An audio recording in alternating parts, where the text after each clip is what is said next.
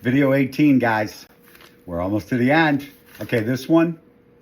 Now we're going to decide what are we opening. You have 4 different choices here. We have 5, really. So I'll go through them. 1, you don't open anything. You just do this illegally under the books, all that other stuff. Don't do it. Because seriously, in the long run, what if it takes off?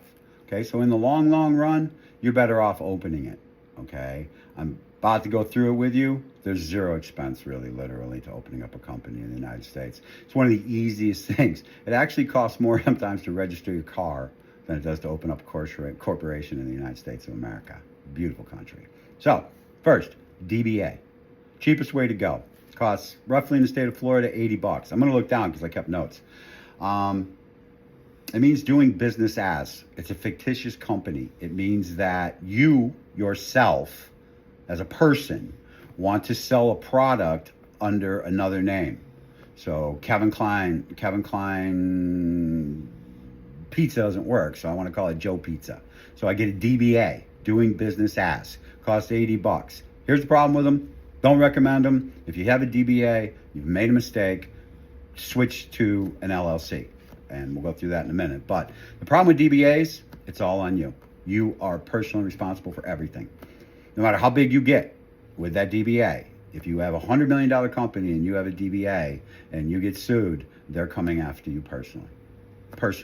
Okay? Because the company doesn't exist. There's just you and your fake name. So that's a DBA. Next is what all of you are going to do. Anyone who watching this video is gonna do this. I shouldn't say that. Anyone who's watching this video who hasn't opened up a company, if you open up a company, you're watching these videos for 2 reasons. 1, to see where you messed up. 2, to tell everybody how wrong I am. I don't care either way. But that's the 2 reasons if you owned a company, you'd be watching these videos. So the company you want to open is called an LLC, Limited Liability Corporation. That's perfect for you. And it's only $125. That's what it's going to cost you. It's going to cost you about $150 a year because every year they're going to want their pound of flesh back from you. But your initial outlay is $125. What this does, it protects all your personal stuff. Okay? So now, other than when you've had to personally guarantee like rent or something like that, if someone sues the company, say, I don't know, you make a product, you kill somebody, right? Who are they going to sue? DBA, they sue you. LLC, they sue the company. If the company loses, it's a lot harder for them to come after your personal assets. So an LLC is where the way you want to go. There's so many things you can do with it. It's flexible with taxes. It's got a lot fewer rules than a standard corp. So I highly recommend that you go with an LLC. Now, personally, I use S-Corps generally, and that's because I do multiple businesses, and I like to take a paycheck and then take the majority of my money in profit. You're not all starting something like this, but down the road, if you really got big, you would understand that you would want to go into an S-Corp and take a paycheck, like preferably, I don't know, when I was left, it was like $128,000 a year. Take a $128,000 a year paycheck so that you max out your Social Security.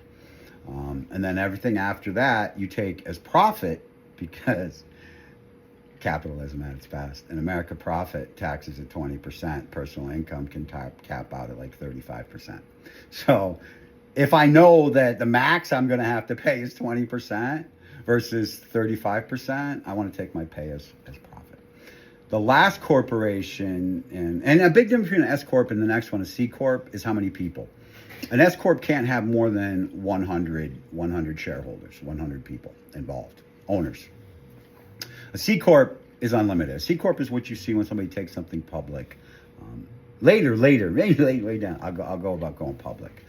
Because forget it. That's where the money is. All the money's in going public. And it's not even really, and if you go public and the company's successful, if you manage to find a company that you can take public, you've written your own ticket. You are now a professional monopoly player. So figure this out, and in the next video, I'm going to take you through the 2 last steps. Peace.